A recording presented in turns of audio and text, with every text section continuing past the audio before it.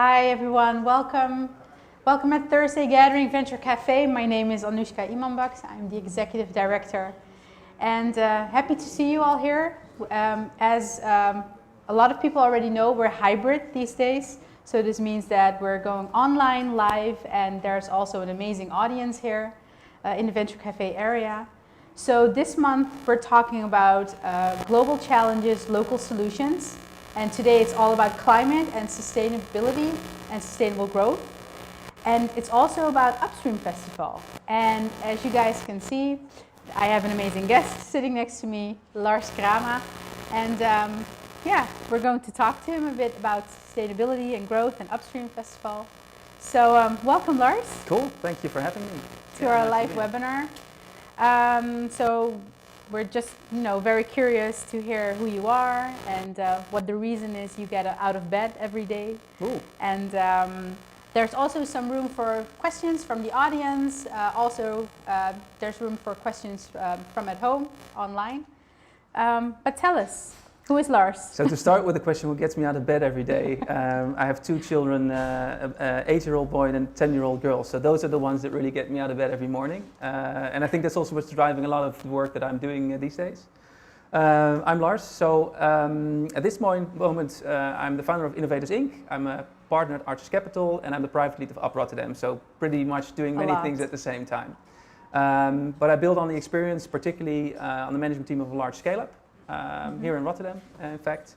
And since then, ran a corporate venture and was the CMO of Startup Bootcamp and Accelerator, so many things in the past.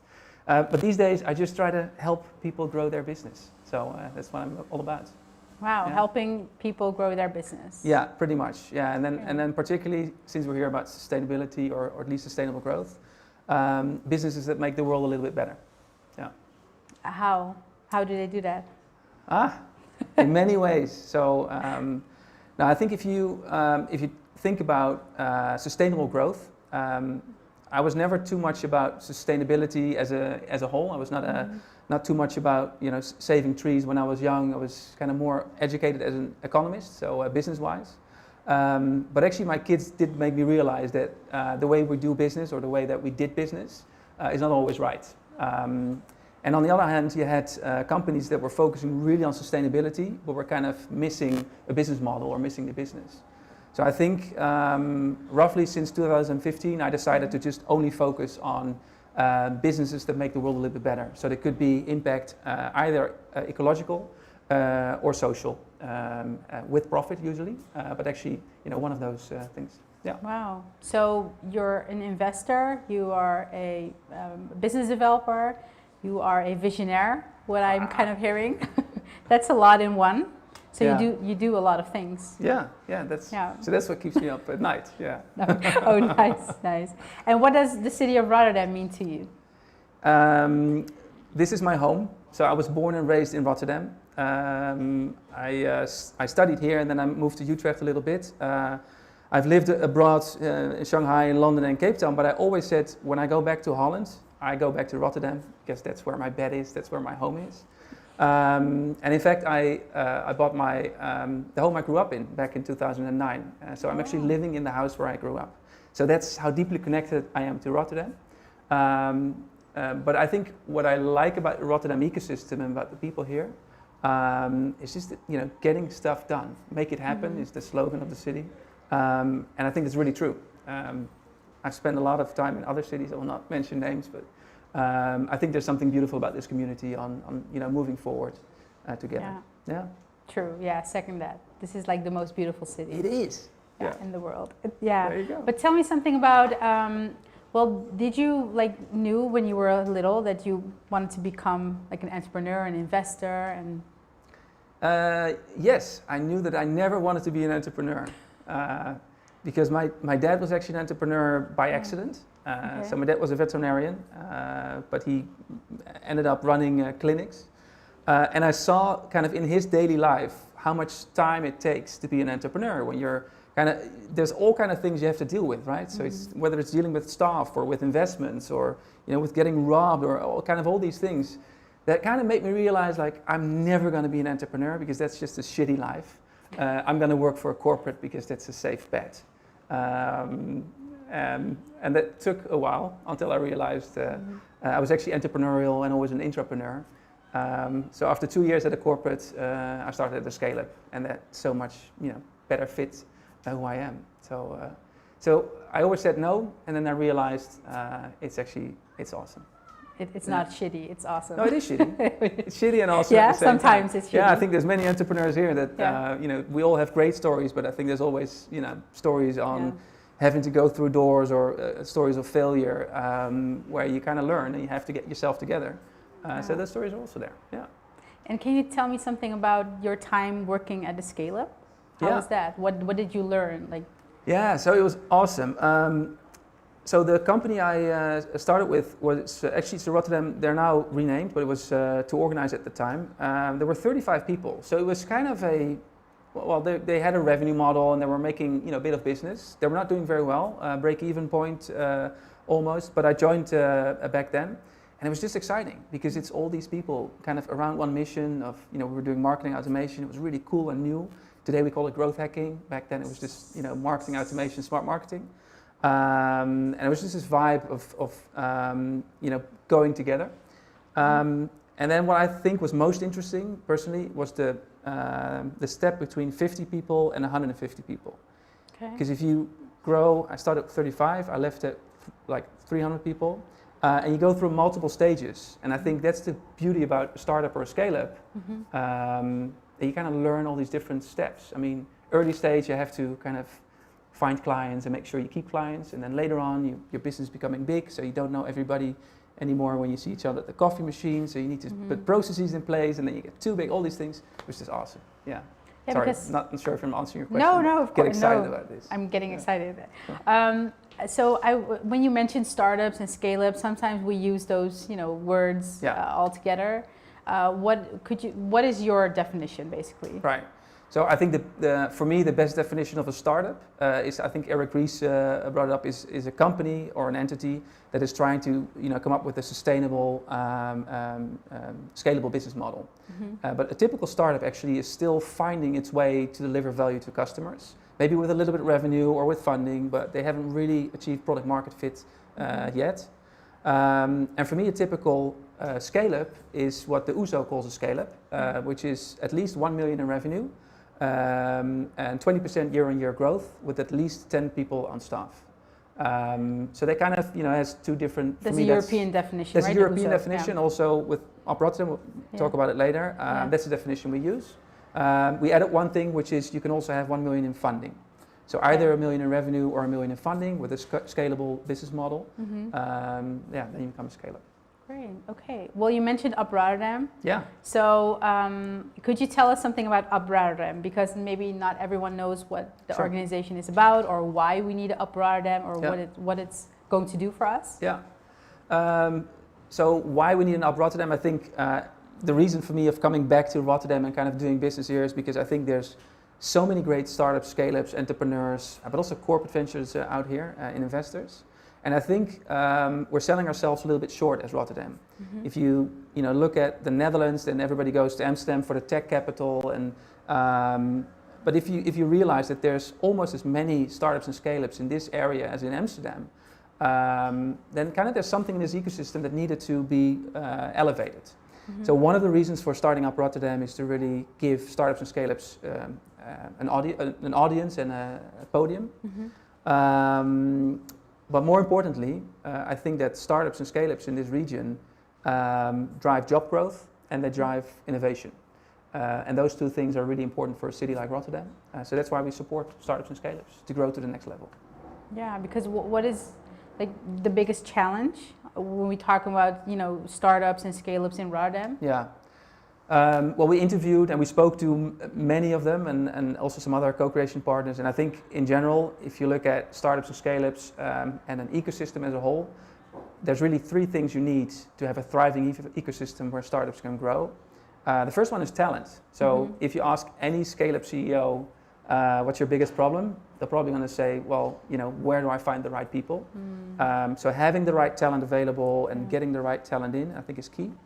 The second part, if you have the talent, is market opportunities. So can you find customers? And then you realize that Rotterdam itself is not big enough. You need to go abroad right away.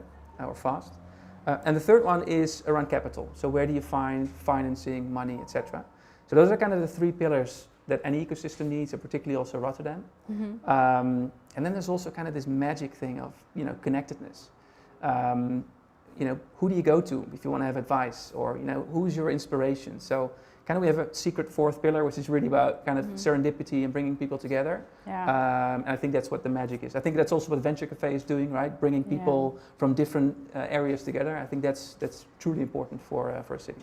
Yeah, because I was, scrolling down my LinkedIn and I saw a few posts on serendipity, and I was like, yes, that's what we do. Yeah. As you guys know, Venture Café is all about organizing serendipitous encounters, and I think that's the little magic touch, right? Yeah. But what, we have some, of course, entrepreneurs here in the online and also here in the Venture Café area. What is it that they would notice from like Up Rotterdam? What are you guys going to do for them that they would, Yeah, so hopefully if you fit the audience of scale-up, so that's like 1 million revenue, as I said before, then hopefully you know either me or Lisette. If not, then send us an email because we need to know you. Yeah. So first and foremost, we really, for the top 100 scale-ups in Rotterdam, we want to go out of our way to connect them to any available means in this area or somewhere else. So to give you some examples, we closely collaborate with TechLeap, where we take startups from this area and bring them to the TechLeap Rise program, where they can really get coached by awesome entrepreneurs. We do, together with Phoenix, targeted funding matchmaking. So really for those companies that are looking for the next round, like 2 million, 5 million rounds, we introduce them to investors. But that's kind of more for the top 100. Yeah. And I think also for the startups and scale-ups that are on the path there, we do all those things. So it's around talent, it's around market, it's around capital. I would say follow us on LinkedIn, and there'll probably be something there for you. Okay, great. Yeah, because sometimes it feels like, okay, we're talking about scale-ups and how many scale-ups are there in Rotterdam, but do you feel we do enough, as in we as, Up Rotterdam or the government and Venture Café, do we do enough for startups to keep people inspired to become an entrepreneur, to take that step? Because we're in COVID-19 period. Yeah. I talked to so many people during this period about, thinking about life again and about the things that you're doing and starting a company. We just had a venture school program for 2 months. We got like 78 subscribers, people who are really thinking of starting a company again. And those people are not only students, but also, of course, like experienced, people. I call them corporate refugees, but experienced people, professionals. But how do you look at this part? Like, do we do enough to fuel the pipeline? So I would always say we're not doing enough, right? I think, well, you probably know this number, but anybody here wants to take a stab at how many, if you take startups and you need to grow to like a 10 million plus revenue business, what's the percentage of startups that get to that level of 10%? Yeah, you know the answer, right? You know the answer, you want to guess? Yeah. No, I just... So what's the percentage? 1%, right? 1% of startups?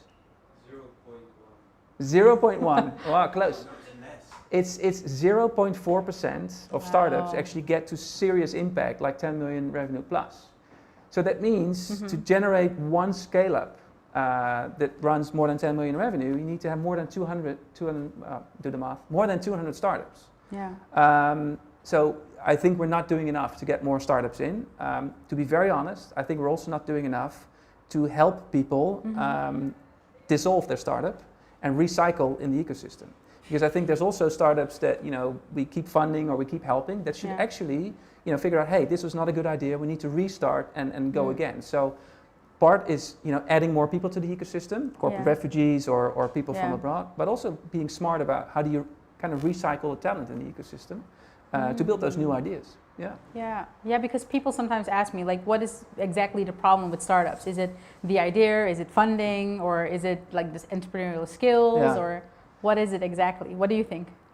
All of those. All of them. Yeah, but usually it starts with, so I'm an associate partner at Arches Capital. So we see about 100 pitch decks every month and startups, and we select 3 out of 100 every month to have a conversation with. And it's all of these things, but I think the key to anybody starting a startup or in a startup is the right team. I mean, you can take a shitty idea into something really awesome if you have the great team, but the other way around is difficult. So I think getting the right team together is the ultimate. And then the team is of course the talent and also the problem of funding, because the team needs being paid. No, so that's the thing. So think about that. If you have a team, if you kind of have 2 sales guys, that's great. Yeah. But if you have nobody at the end kind of picking up the pieces or talking to the investors to make it work, then you're not going to have a long lifespan. So rather have kind of a tech guy and more sales guy together, or an ops guy and a sales guy and a tech guy together.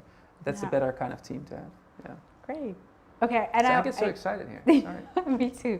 So I just want to highlight also Upstream, of course, because that is Upstream Festival. Could you tell us something about that? Because I saw an amazing marketing ad on that nice TV over there. Yeah. So tell us, what is it? So that was the coolest thing, the wow screen. I wanted to be on the wow screen, thanks to Rotterdam Partners. So it's a little bit of the kind of the fourth magic thing I mentioned, kind of the serendipity and bringing people together. I think many of us have been to places like South by Southwest or Web Summit, kind of these big events where people come together and really connect with each other in different ways. And I think we've always wanted to have something like that in Rotterdam, kind of a big festival, but you don't organize a festival because of a festival. We actually thought about, what is it that could connect this ecosystem stronger, make it stronger, bring it together, bring different stakeholders together during 1 week in the year. And that's Upstream Festival. So we have a 1-week festival, runs from the 21st of September to the 27th, where, well, this year we're going online, but otherwise we go hybrid. This year we'll be online, bringing change makers together.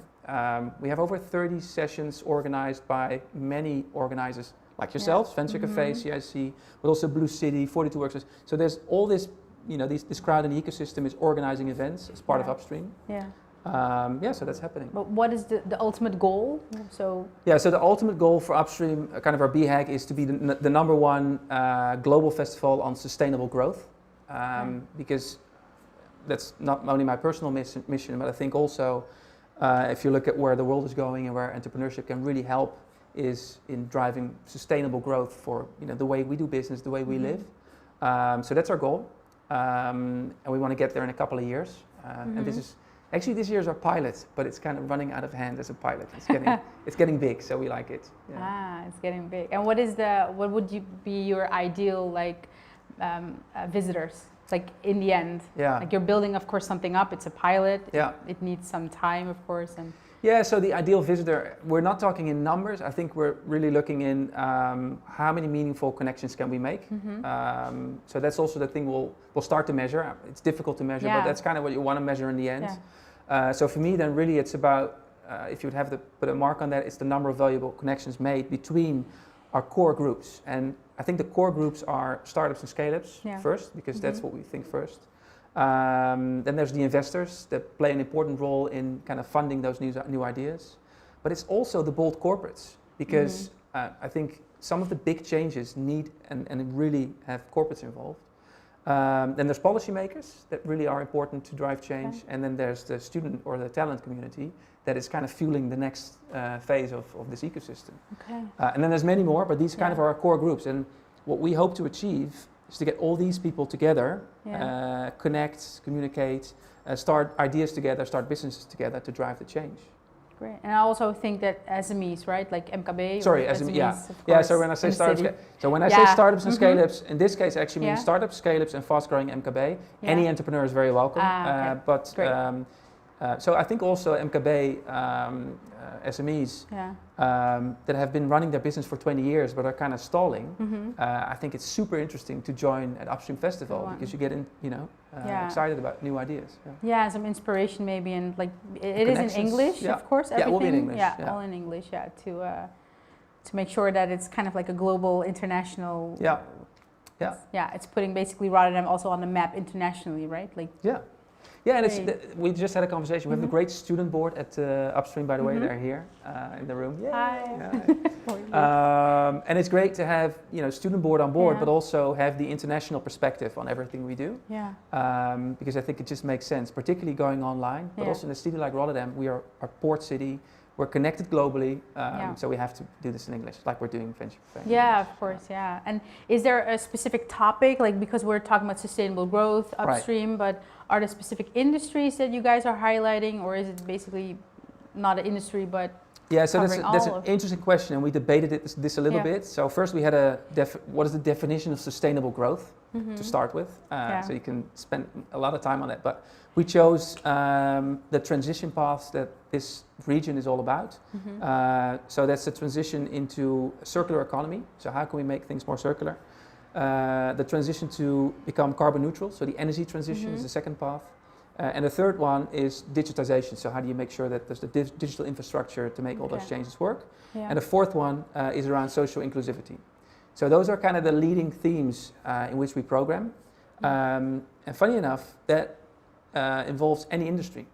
Because if you're in food, then circularity is going to be super important for you, but also the way that things are being digitized. If you're in maritime, then you need to start thinking about the energy transition. So we kind of, to make sure that we really connect those silos of industries, we chose the transition paths rather than the industries to connect. Yeah. And what is your favorite session when you look at the schedule? Can't say. No, you have to pick. No, you have to choose one. No, you have to choose one. No, it's like most boring answer. Everything. Yeah. No. So if I would have to say, can I pick? And don't pick the session that you are like the moderator. No, yeah, that's one. That's true. That's gonna be awesome. Look it up.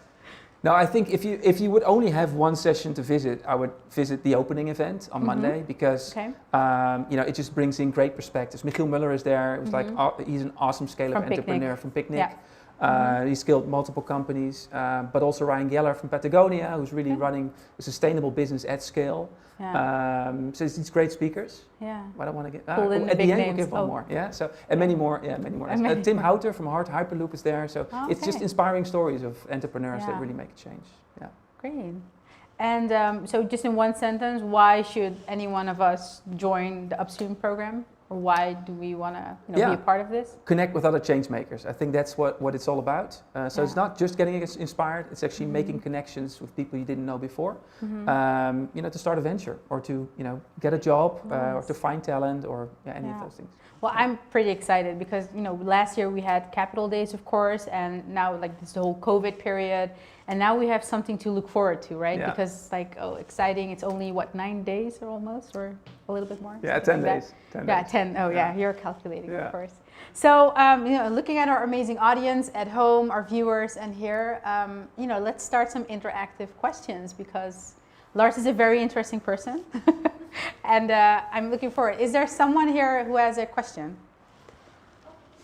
First, thank you very much for your activity in the ecosystem.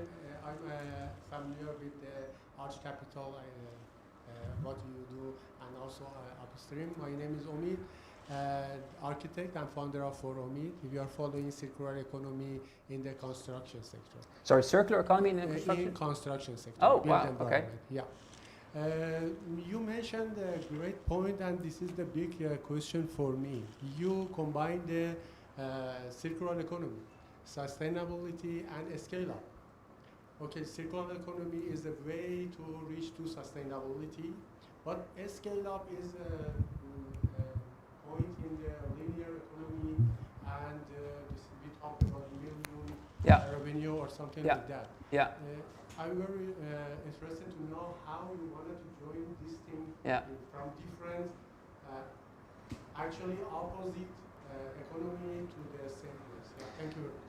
Yeah. So did you capture the question on the microphone or No. So I think you're. Now I'm hearing myself. Yeah. So. A great question. So basically your question is talking about circular economy, which is really kind of about sustainability, and then those kind of old metrics of 10 million in growth, scaling your business in kind of the old school. So I'm one of the initiators of Blue City here in Rotterdam, which is a circular incubator, so to say, with more than 35 companies now. And I think what is the beauty about circular economy is that you find ways to, and I don't have to explain this to you, but to the others, to minimize the resources that we use in order to kind of leave behind a better world, or perhaps even better, to create regenerative businesses, right? Businesses that don't do less harm, but actually really repopulate trees or bring the ecosystem to the next level.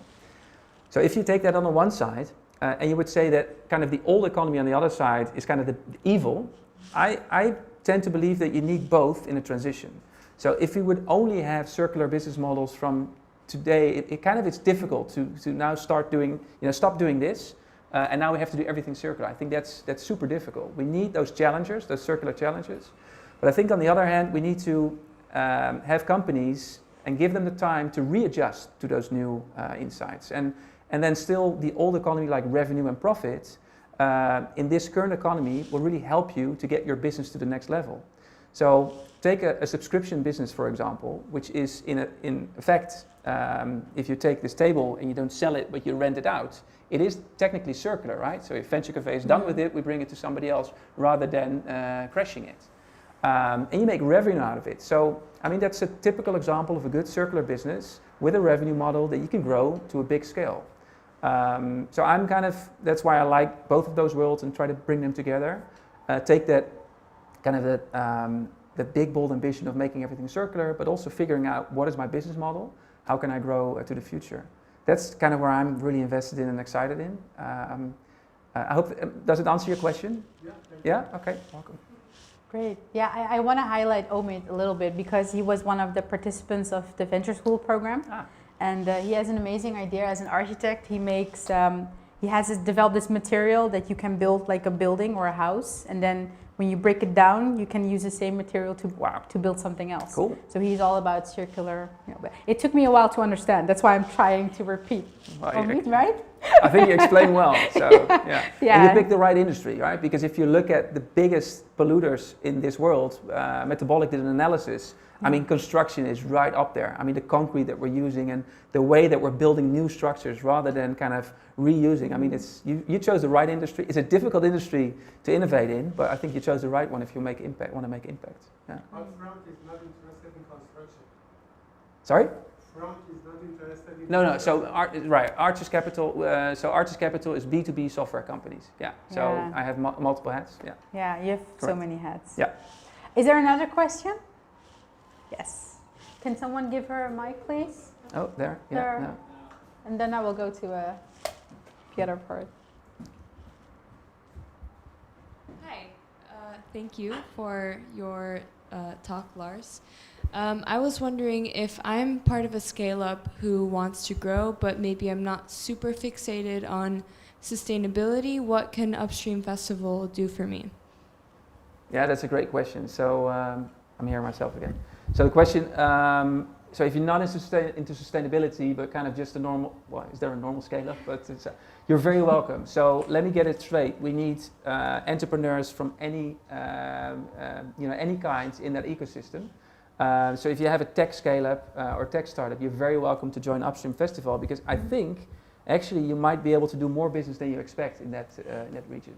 Particularly for the thing I just mentioned, people that are really fixated on circular economy need tech companies that maybe did not think about sustainability. So thank you for asking this question. Camilla, who's actually on our student board, actually on our team, this is the reason we speak English. We always make jokes about this. No, but it's a great question. Great question. Great. I saw another question back there, right, Serkan? AirTurp. Nina's walking with the mic, everyone at home, so there's... I'll wait for the mic so everyone can hear me. Hi Lars, my name is Serkan, founder and CEO of AirTurp. I had a question. You said there were going to be policymakers also joining the Upstream Festival. Did you also consider, or are there NGOs and non-profit organizations available or participating that have an impact in circular economy or energy transition that can contribute to those scale-ups and startups in ways that maybe the commercial side they saw, there's also a possibility in the non-commercial side to make that impact. So are you specifically asking for NGOs or? Well, both NGOs and non-profit organizations in general. Yeah, so I think I'd have to look at, you can look for yourself, so go to upstreamfestival.com and you can actually, if you register, you can see who's attending. So if you want to go, I would also recommend to do that already now because you can actually see who's there. So I don't know who's going to be there, we just invite a lot of people. I know that there's quite a few individuals from NGOs already. So we don't have any NGOs as partners at this point, but they will be there as visitors for sure. So yeah, I would, yeah. Did you think about them as any kind of partnership or contributor to the festival at all? Yeah, for sure. Yeah, so, but as I said, it's a pilot. It's like the biggest pilot in my life, probably. So we started with, you know, the kind of the key contributors, but actually NGOs should definitely be a part of it. So now you see policymakers are one. So I think a great partner is Innovation Quarter, which is the regional development agency in Zuid-Holland, in south of Holland. And they bring a lot of, you know, knowledge to the table, also particularly I think from the areas that you're referring to. So they're definitely a partner of us. Yeah. Thank you. Yeah. Another question? I saw Brian. We keep moving the question, so there's a yeah. Hey, hi there, I'm Brian. So one of the things I'm hearing about is you're explaining, I think the story is about two things, right? So there's one part of it is upstream, but there's one also part about ecology startups, right? So clean tech, am I right? Right, yeah. So, but the only metrics I am hearing is about job growth and is about having enough revenue to participate in programs. What other metrics would you suggest that we should measure the success of clean tech startups? Yeah. Isn't it something we should pull bigger than just the economy? Yeah, no, that's a valid point, very valid point. Maybe to put it in perspective, personally, I'm not going to solve the climate crisis and solve all those challenges. I think what we're doing is we're attaching what Up Rotterdam is doing to the larger goal, the strategic agenda that this region has. So the region has that agenda of becoming carbon neutral, going to hydrogen in the port, kind of all those things. So it is that agenda that we're feeding with entrepreneurial people, with startups and scale-ups. So the role of Up Rotterdam is really to deliver more scale-ups in this region that can help contribute to that transition agenda of those metrics. So as Up Rotterdam, we're really focused on, and it's a great question, as Up Rotterdam, we're really focused on the metrics on how are we building this entrepreneurial ecosystem, and we are measuring how many of those startups are contributing to that next economy. So to basically, if you go to the Finder that we have, we can share the link later, you can actually see how many of those 1,500 startups that we have in this region contribute to the energy transition and how many contribute to circular. And then you'll see that, you know, there's more not contributing than that there are contributing. So we have a path to go there. But that's the one thing we can measure at this point for startups. And I'm pretty sure that the region and the municipality is more measuring kind of carbon emissions, CO2 emissions, etc. Yeah, long answer to your very good short question. Okay, cool. Great. Is there another question? It's all the way in the back. Yeah. No? Okay. No, nothing? Follow-on question. Yeah. Following question from Follow-on Brian. question. Yeah. Good. No worries. So, for you're following the agenda, and that of course makes sense, right? Because we're together here in a society, and to get our society, we say, okay, we have certain pillars that we really want to focus on. But what would you say right now is like the major constraint, or like a constraint you see right now you would like to tackle for next year? A constraint that's keeping clean tech startups of really breaking through.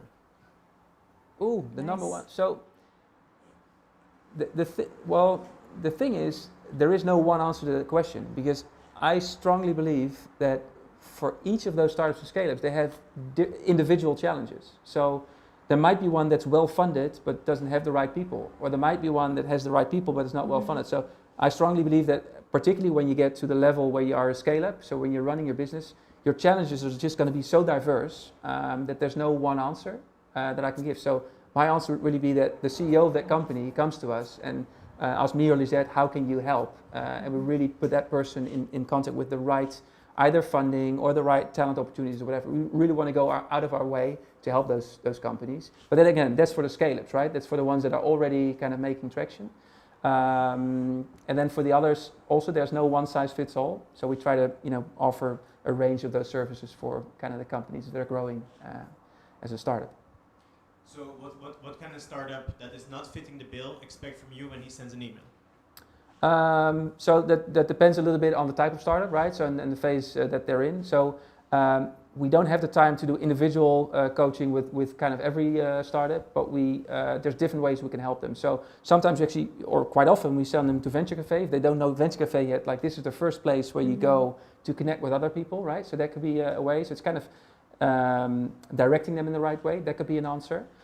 One thing is to make themselves known on thefinder.uprotterdam.com. So we created a finder where you can look up more than 1,500 startups and scale-ups in this region, and investors and corporate ventures, etc. So really help them to get their awareness and make sure that they're going to be found there, or introduce them to any of the other many events that we have running, like Upstream Festival.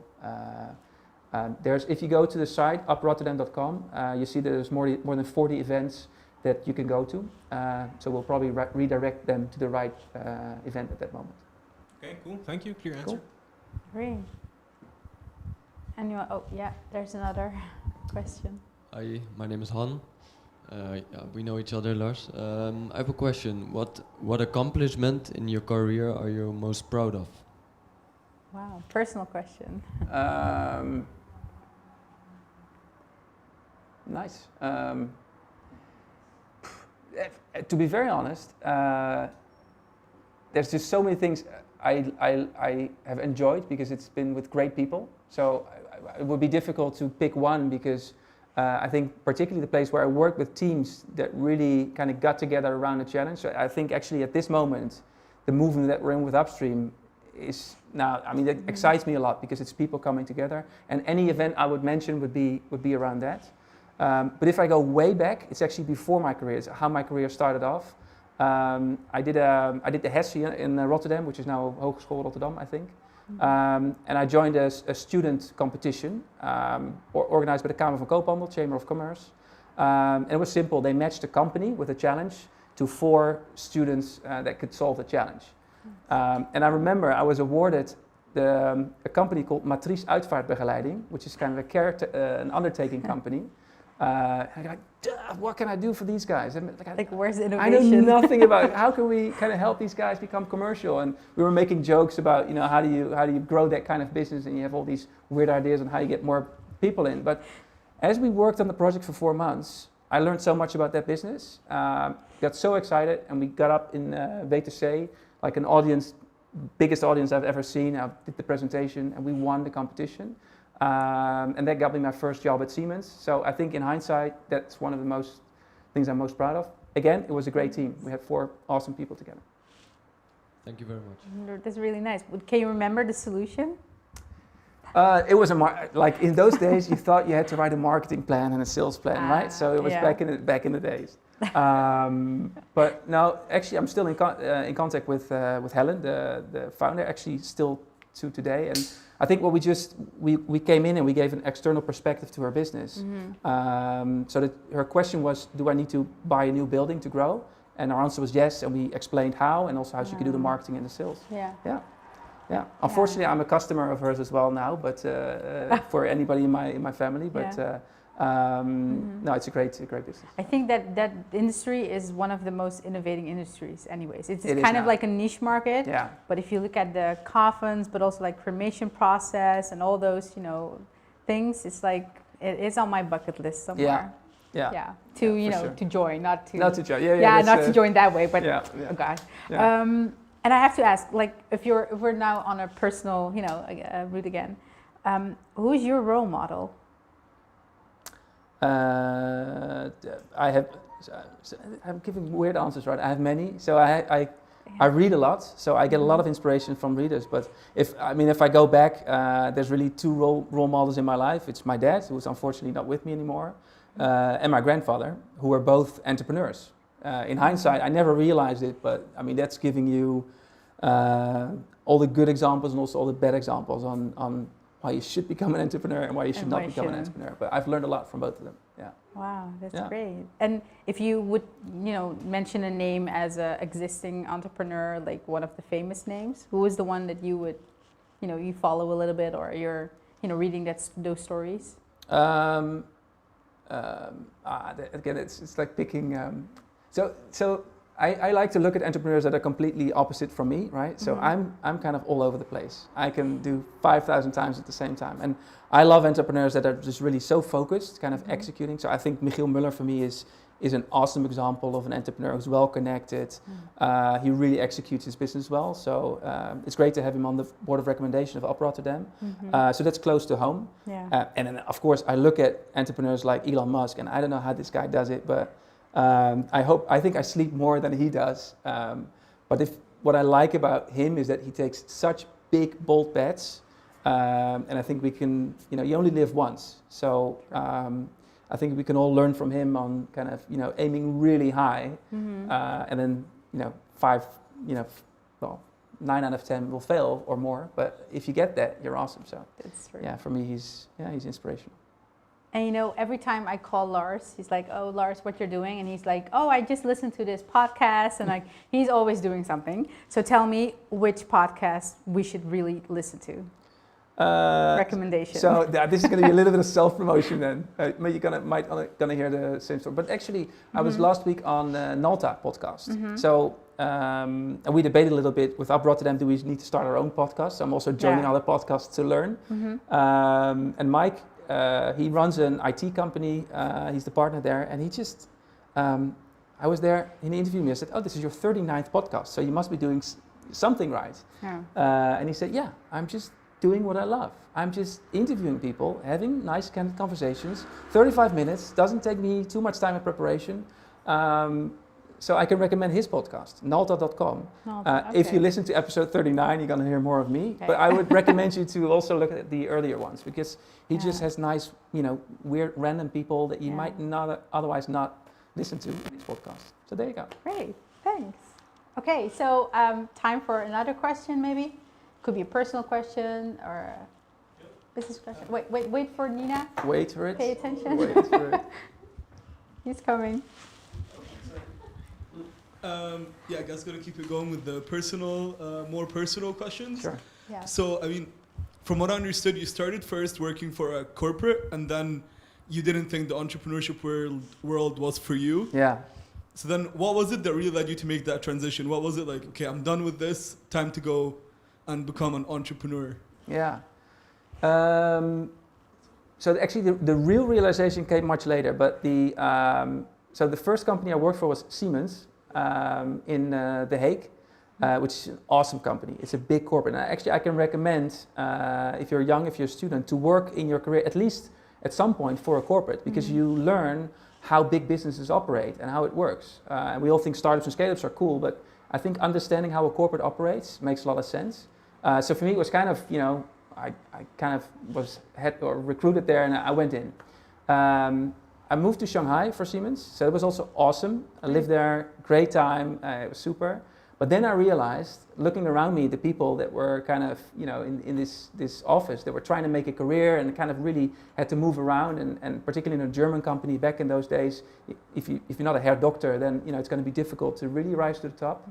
And I just realized, this is not my path. I don't want to follow that kind of gradual path. I just want to, move sideways. So at that point, I decided to go back to the Netherlands, which was a weird decision because kind of the growth path, it sounded so cool. And I really didn't know what to do. But I knew one thing, that I wanted to learn better how to manage a team and to do sales.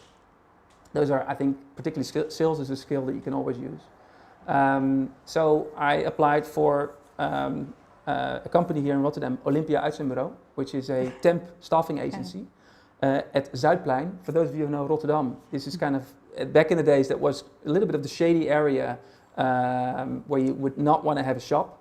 And I was running a temp staffing agency there. And that's when I realized this is so much more my stuff. For a year, and then I realized, now I want to do something kind of a little bit more advanced. And that's when I met Oxima, where I started a year later. Yeah, and that's when I realized this is more the path. Yeah. I think for students, I'm a student as well, so this is some good insights for how to move forward going into the job market. So thank you very much. Cool, you're welcome. Great. Looking at the time, it's almost time, but I have maybe time for one question, if there's one. She's coming.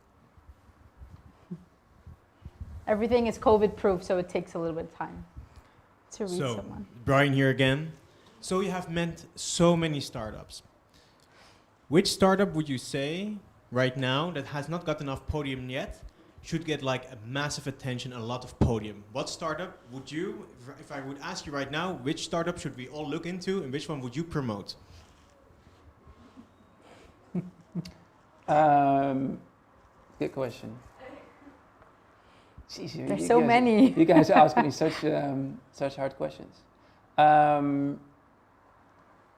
Well, she's been promoted, so I'm not going to mention her.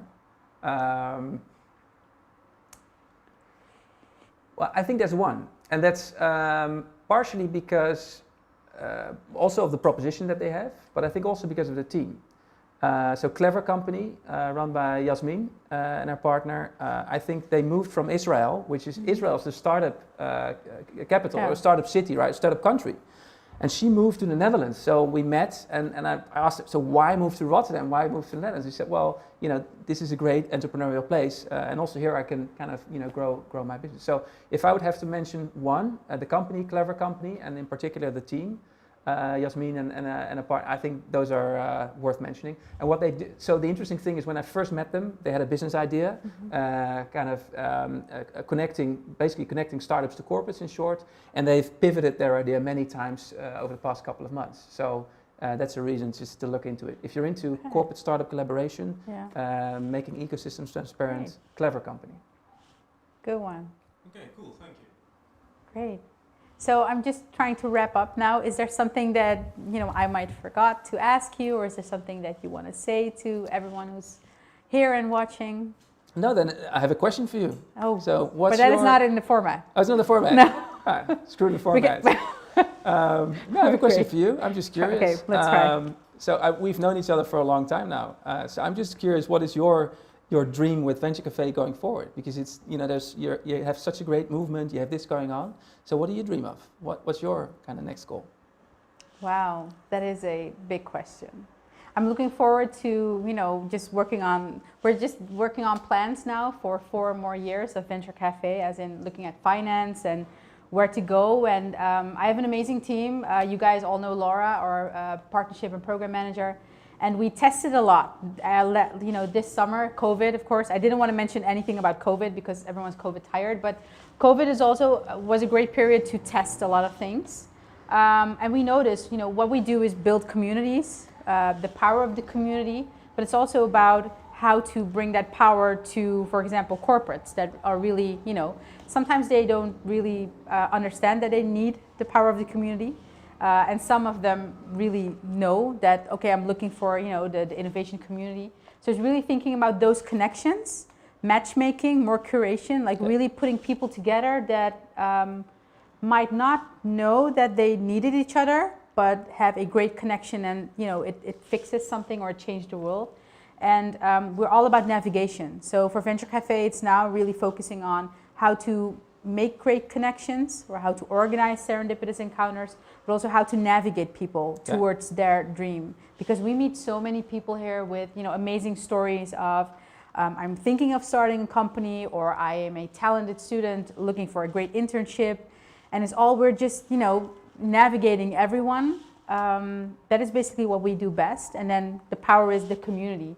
So everyone who's watching, everyone who's supporting, you guys are Venture Café. That is the Thursday gathering still. It will be, for many years, I hope. The Thursday gathering as a hotspot or a flagship event. This is the place to come. Hopefully when the COVID measures are, all done, it's again a place where we have more than 300 innovators every Thursday. But I'm really proud of my team, of course, and of you guys that having a physical space in the city of Rotterdam where you can come and grab a drink, but also connect to people, like-minded people, to make connections is so valuable. And I hope that we're still here and hope to do this many more years, because I think that you can figure out all these facilities of seed funding and investors and all those things, but in the end it's about serendipity, it's about connections, it's about the magic.